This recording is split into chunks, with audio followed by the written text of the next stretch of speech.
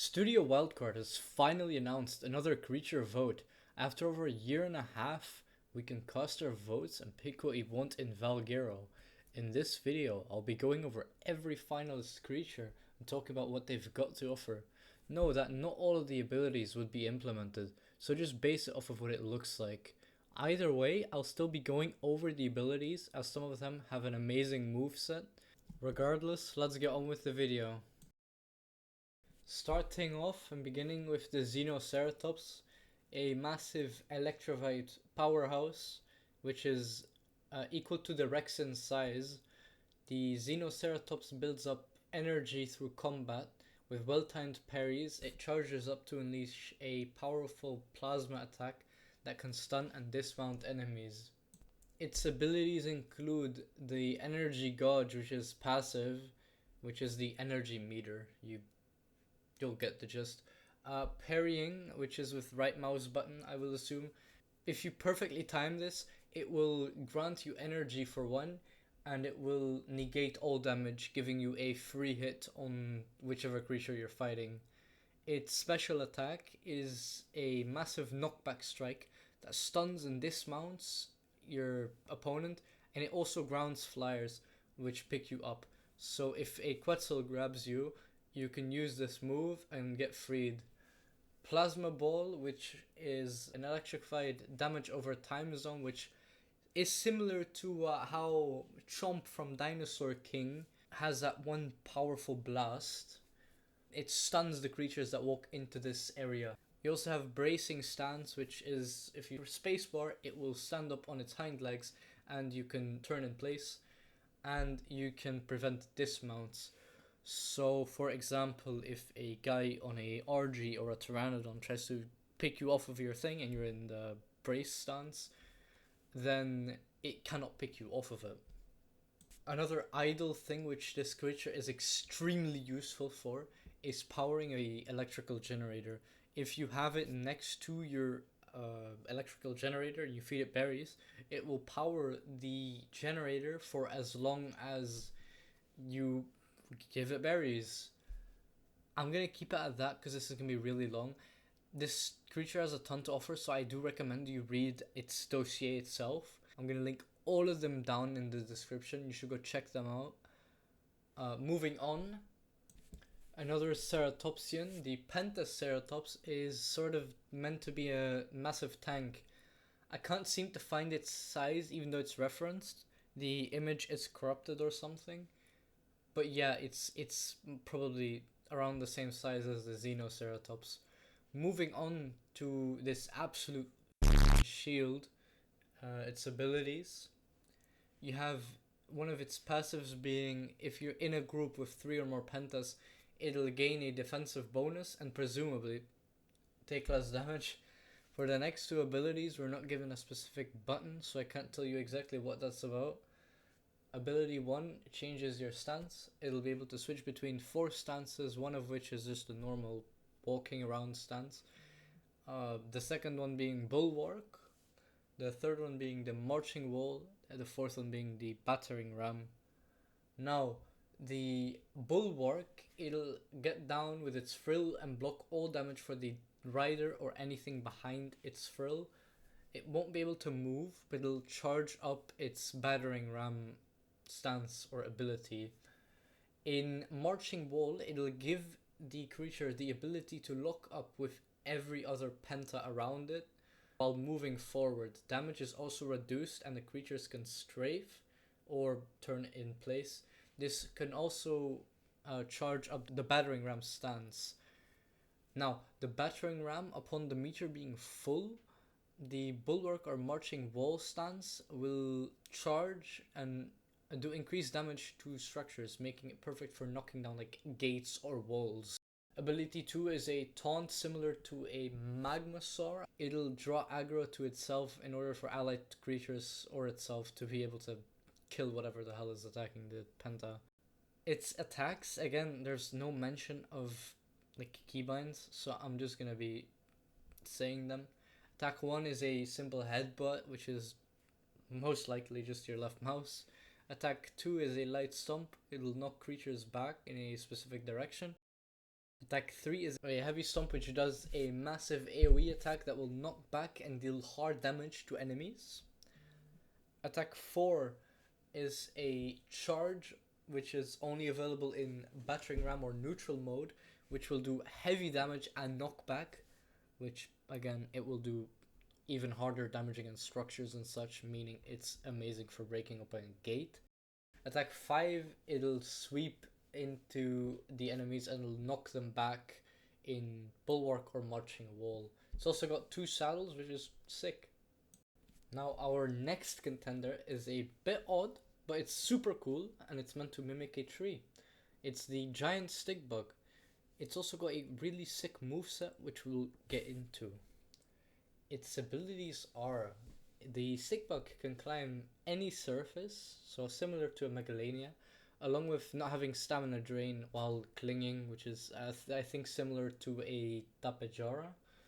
It also has the hive collector, which means you'll be able to collect hives from domesticated bee queens and carry them around, meaning you can transport honey everywhere. If the stick bug is attacked, all bees nearby will rush to defend the stick bug, which is very useful. It also has the ability to turn into a canoe. Well, it is a living canoe. It can be used as a makeshift raft, which will be invisible to all marine predators as they'll mistake it for driftwood. The only exception to this being the Litsictus, which will still attack it. Its next thing is extremely useful. You'll be able to scratch the creature to obtain woody chitin. It's similar resource to organic polymer, but just chitin instead. You'll also, over time, obtain hemolymphs, which is a organic version of tree sap. So again, like organic polymer, the same thing. It also has the tree of life thing, considering it resembles a tree. It houses bees and Archaeopteryx.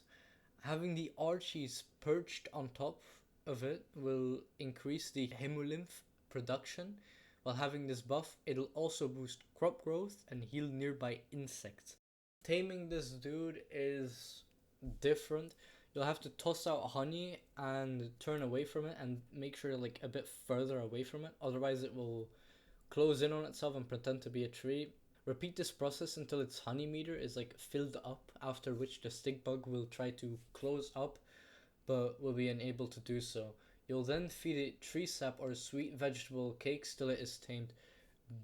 By the way, it can be freed from the honey meter, so if it runs out, you have to redo the entire thing. You know, I'm kind of sad there's not more info on this thing because it's super cool and I would love to see this in Ark. Our next dude is the Megaraptor. While reading this dossier, it reminded me a ton of the Night Feeder from Primal, which is the inspiration behind it, which is also mentioned in the post itself. I put this dude at the top of my list purely because of this, by the way. It can be found in every biome, but it's a rare spawn. It's got a very unique mechanism called ambushing, where it will blend in with the shadows and stalk a creature, after which it'll lunge at the prey item. If the prey items manages to survive, it'll gain an effect similar to the Utyrannus Fear Roar, which will work on every creature aside from a Titanosaur and Titans. I am curious though whether it would work on a Dreadnoughtus, considering it's more or less the same strength as a Titanosaur, or the same size as well. If a player survives this lunge, matter of fact, they'll gain a shock effect in which they'll hallucinate seeing massive claws and stoking eyes. It'll either last up to 5 minutes or 10 minutes. During nights, they'll proceed to stalk and haunt their victims. If you think you're safe, you're not. It'll follow your trail. In order to remain safe from this creature, you have to keep fire on you. It's scared of fire, just like the Night Feeder. Taming this dude is, as the Xenoceratops as well, you have to attempt to duel it. You have to kill one of them, first of all, to get the Megaraptor blades, parry its attack till it gets tired, after which you'll feed it battle tartar or shadow steak saute. Repeat this process till it's tamed. Warning, using mutton or prime will be very ineffective. Abilities of this guy, I cannot lie, I cannot even get to them because there's so many, and I'm just gonna tell you guys, go read the page. This guy is a menace. Quick intermission. I don't mean to be that guy, but if you enjoy watching this video, please take out like 2 seconds of your time to subscribe. Thanks a ton. Our next guy is the Tanystropheus. If I butchered that, I'm sorry. But this long-necked lizard is a sniper and it's really cool. It loves hunting avian creatures, and that is reflected in its dossier. Its abilities are a spit, which is a sniper more or less. The normal thing is a slow. If you hit, you will slow the creature down.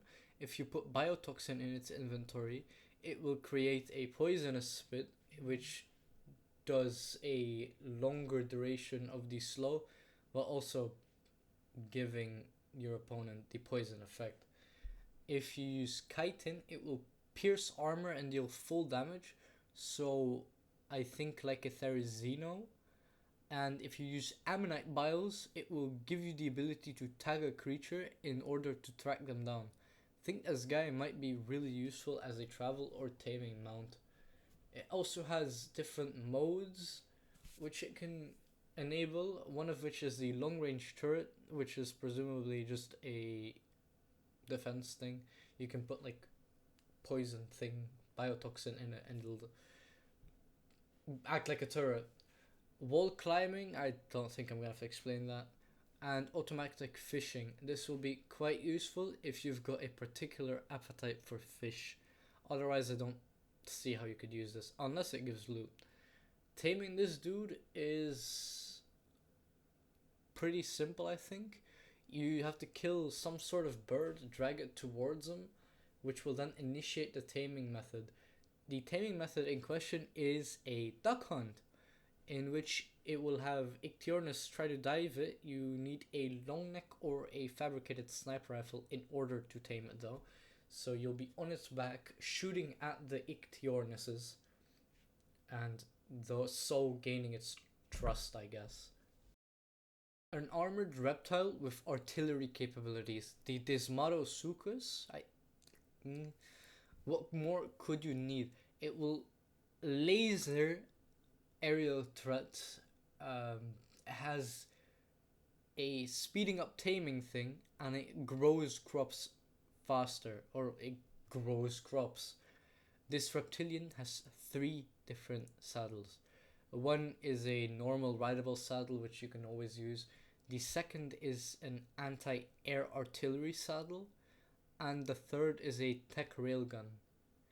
Its abilities are that it has a passive AoE buff called the Gourmand's Feast, which will drain a wild creature's hunger faster by 15% if I'm not wrong. It can till soil and create dirt mounds to serve as large crop plots. I do have to add, you have to be near water or near a water reservoir, I think, in order to use this mode. It can also bury itself just like a Perlovia, and I have lost the other creature that can do it. Now, saddle specific, you have the railgun, which can enable a ghost mode, which reduces the fire rate a ton, but it'll give you wall piercing rounds. This mode has a 15-second cooldown.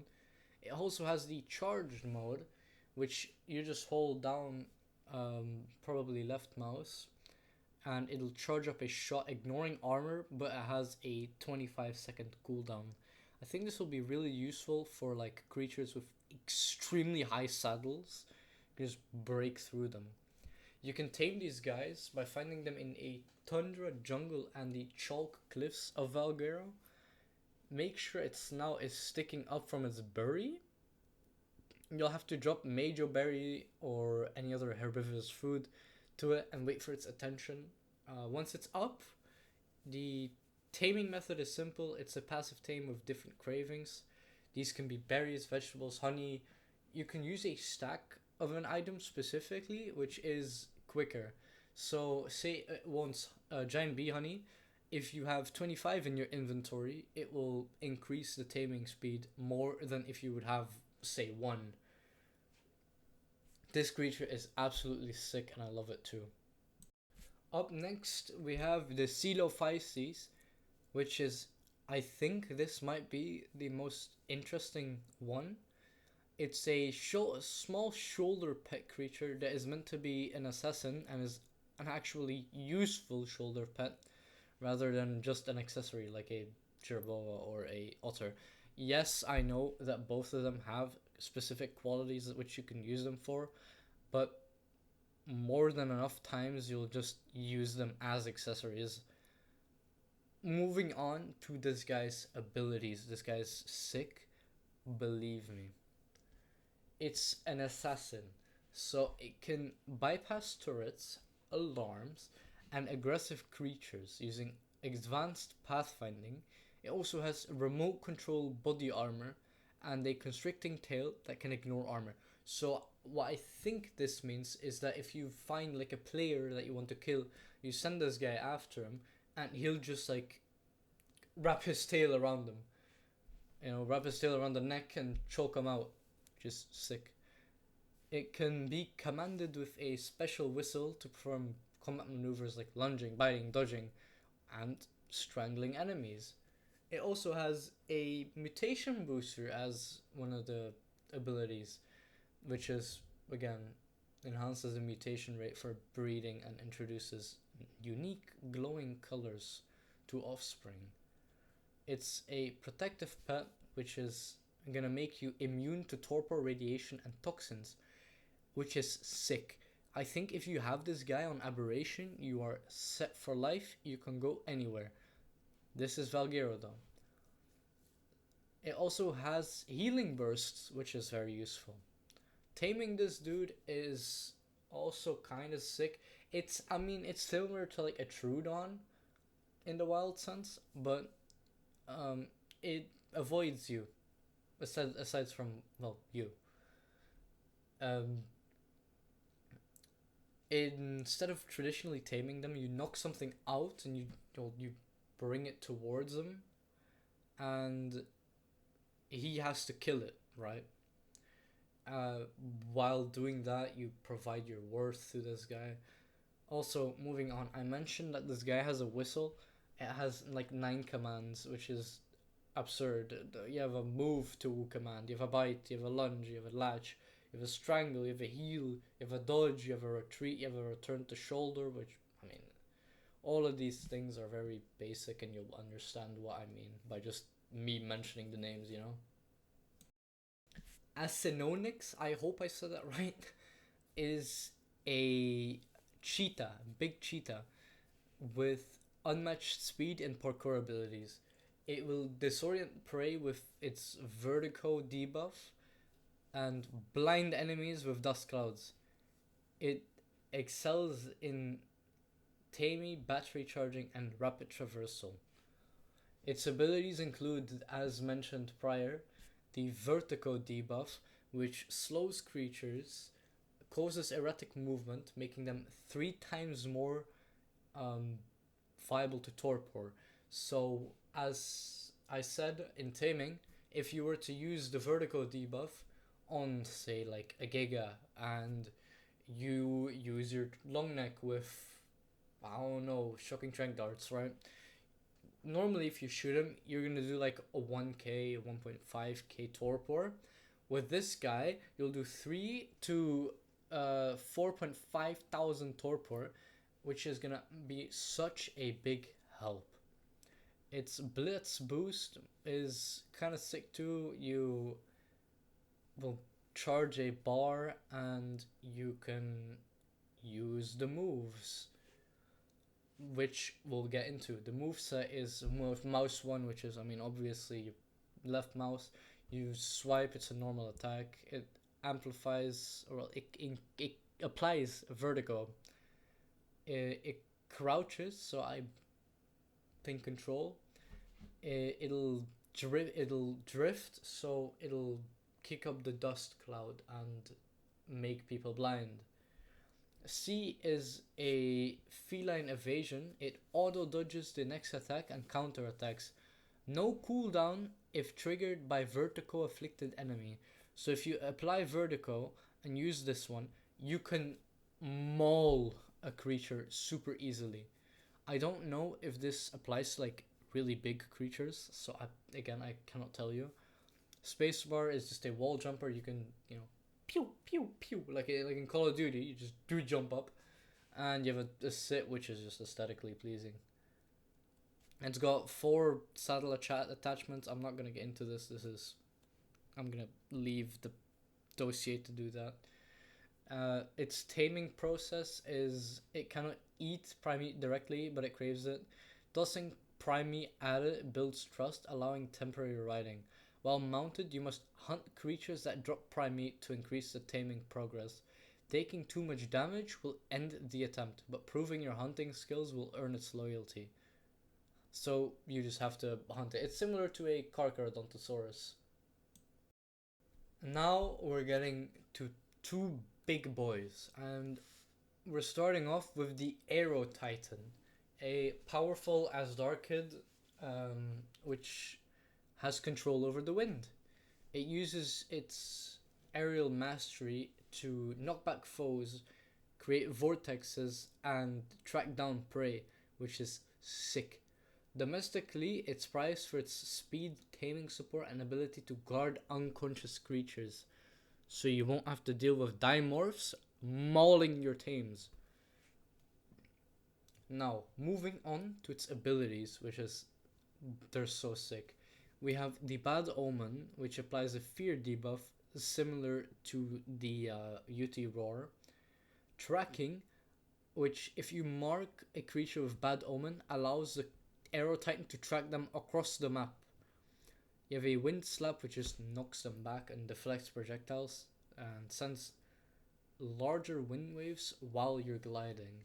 Air Hoops, boosting speed for creatures passing through the hoops the Aerotitan creates. So you can just basically speed up creatures. You can get a Rex to go Mach 75. You have a Grab, which again you can grab stuff that's woolly rhino size, so drag weight 375, and it cushions the fall, dealing massive damage. Takeoff lifts off, creating a mist cloud that blinds enemies and boosts speed, followed by a damaging ground slam. To tame this dude, you have to reflect or deflect its wind slaps to the ground and feed it to gain its trust. Repeat the process until it accepts you. Its passive abilities include gliding, allowing it to glide through the air, similar to a rock drake, and Taming Warden, protecting unconscious creatures from threats, which is extremely useful. As I said prior, you can not have to deal with dimorphs ruining your taming efficiency. A respawn saddle that acts as a respawn point, which is also super useful. Imagine you like getting hunted by some fat dude on a wyvern. It kills you because it's a lightning wyvern. You can just respawn back at the guy and whoop him or book it. Moving on, we have the Cryodrakon, a frost-breathing pterosaur that thrives in the coldest climates. It can summon blizzards, freeze enemies in place, and it is extremely strong. Its abilities include a Frostbite, which is just a bit stronger than the melee, than a basic melee. An Ice Peck, which is just the basic melee. We have a Snowstorm or Blizzard, which summons a blizzard that slows and dismounts enemies, freezing them. Icicle Feathers increases armor and reflects damage when active, which is, I think, kind of useful. Thermal Vision, so I would look at this creature as sort of like a better snow owl. Flight, obviously, and feather regeneration, so it naturally regains its feathers to restore the ice abilities, similar to a Yi-Ling, which is kind of cool. Its passives are a turret mode, which it'll freeze targets when it's set to the AI controlled mode. Flock Bond, it will boost damage by 20% when it's in a group. Meat Preservation, so you can use this guy as a fridge, which is super useful, and it reduces the weight of the meat in its inventory. Its utility or environmental travel, so it's really good. I think it gets a boost when it's in the cold. It flies quicker. Insulation, so you are safe from weather debuffs. And again, it's a portable fridge. It will even keep items like wyvern milk. Perfect. Taming, this guy, you just have to use Freya curry to hide your hate signature. Feed it a spicy fish cake to induce a reaction, and then repeat the process of evading this guy with his freezing breath until it's fully tamed. Now, to wrap up this video, because it's been quite a bit, if you've reached this far, let me know what your top 5 creatures are and why. I'm very curious to what you guys' opinion is. My top 5 is also going to be pinned below. All sources and links will be cited in the description. I like to do that. That's fun. That's good. If you want to go check those out, you should. Without further ado, guys, I'll see you guys next time. Bye-bye. If you want to see more content, click the right or left video and be sure to subscribe. Thank you.